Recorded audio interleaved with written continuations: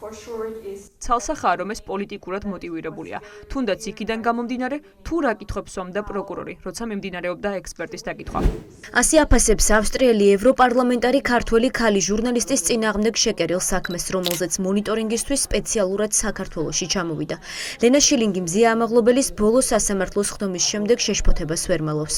ევროპელი პოლიტიკოსი, რომელიც ადამიანის უფლებებზე ხშირად მუშაობს, პირდაპირ ამბობს, რომ ასეთი რამ არც ერთ ევროკავშირის წევრ ქვეყანაში არ მოხდებოდა.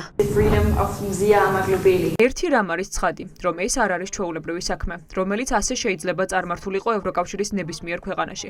მაგალითად, ავსტრიაში ეს ვერასოდეს ვერ გახდებოდა სისხლის სამართლის საქმე, რის გამოც ჟურნალისტი შეიძლება ჩასვა ციხეში და გყავდეს 4 თვე წინასწარ პატიმრობაში. ლენა შილინგი ყველაზე ახალგაზრდა ევროპარლამენტარია. ის მწვანეთა პარტიის წევრია და აქტიურად არის ჩართული ადამიანის უფლებების დაცვის საკითხებში. შილინგი რეგიონში არსებულ ვითარებას კარგად იცნობს, რაც იმის თქმის საფუძველს აძლევს, რომ საქართველოში ახლა ავტორიტარიზმის დამყარების პროცესი არაც კრიტიკულ მედიასთან ბრძოლით დაიწყო. ზია გალიაში ყავთ გამომწყდეული. ავსტრიაში ჩვენთან ეს ასე არ იქნებოდა. პარალელი აშკარად ცალსახაა. ეს არის ყველგან, სადაც ავტოკრატიისკენ მიექანება ქვეყანა. ყველგან ასე ხდება, ამ მეთოდებით ცდილობენ მედიის გაჩუმებას. საქართველოში როგორც სხვაგანაც, ეს არის რუსული გავლენა. არაერთხელ გვინახავს, რომ რუსული გავლენები ქვეყანაზე ცუდად აისახება. მაგალითად ბელორუსში, აზერბაიჯანში, მაგრამ ვფიქრობ, რომ საქართველო განსხვავებული მაგალითია. იქიდან გამომდინარე, რომ საქართველოს ჯერ კიდევ ჰყავს ძლიერი სამოქალაქო საზოგადოება, მამაცი ჟურნალისტები და ჩვენი მხარდაჭერა ამიტომ არის მნიშვნელოვანი. მზია ამაღლობელის საქმე რეზონანსულია. მის სასამართლოს ხდომებს ყოველთვის ესწრება დიპლომატიური კორპუსი. დასავლეთი თვალსადევნებს, როგორ გადაწყვეტილებას მიიღებს ქართული მართლმსაჯულება ქალი ჟურნალისტის საქმეზე, რომელიც უკვე 4 თვეა უკანონო პატიმრობაშია. პარალელურად კი უკვე სანქციები ადევს ყველა იმ ცრუმოწმე პოლიციელს, რომელმაც ამაღლობელის საქმეზე ჩვენება მისცა. მოსამართლეს, ვინც ის უკანონო პატიმრობაში დატოვა და პროკურორებს, ვინც ჟურნალისტის წინააღმდეგ საქმე შეკერა. პირველებისთვის მიცემულ ექსკლუზიურ ინტერვიუში ევროპარლამენტარი იმ სანქციების ახალ პაკეტზე საუბრობს, რომელსაც სავარაუდოდ დასავლეთი პერსონალურად ბიძინა ივანიშვილის წინააღმდეგ გაამოქმედებს. პარტნიორები აკვირდებიან ქვეყანაში უწყვეტ პროტესტს, რის იგნორირებაც ოლიგარქს ძვირი დაუჯდება.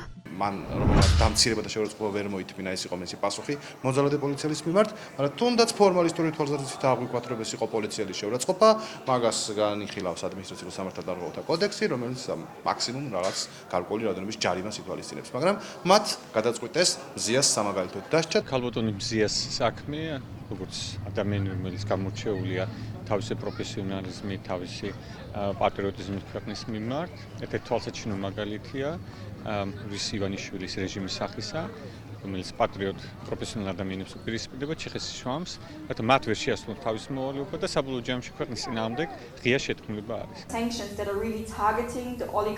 ევროკავშირი განიხილავს სხვადასხვა ფორმას, მათ შორის სანქციებს, საიმისოდ, რომ მოქმედ მთავრობას უთხრათ. ისინი კანონიერად არ არიან იქ, სადაც არიან, რომ ის გზა, რომელსაც ისინი ადგანან, არის მიუღებელი. ჩვენ არ ვაღიარებთ ამ არჩევნების შედეგებს. არ ვაღიარებთ მათ ლეგიტიმაციას და ვამბობთ, რომ ახალი არჩევნები უნდა ჩაინიშნოს.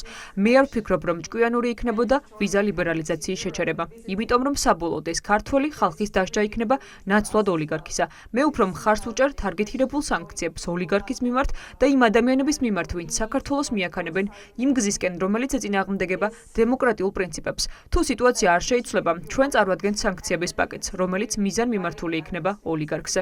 უახლოეს კვირებში საქართველოს ევროპარლამენტარების დელეგაცია ეწევა. პოლიტიკოსების ინტერესის ობიექტი ქვეყანაში არსებული ადამიანის უფლებების ხარისხია, რომელიც უკანასკნელი თვეების მანძილზე მკვეთრად გაუარესდა.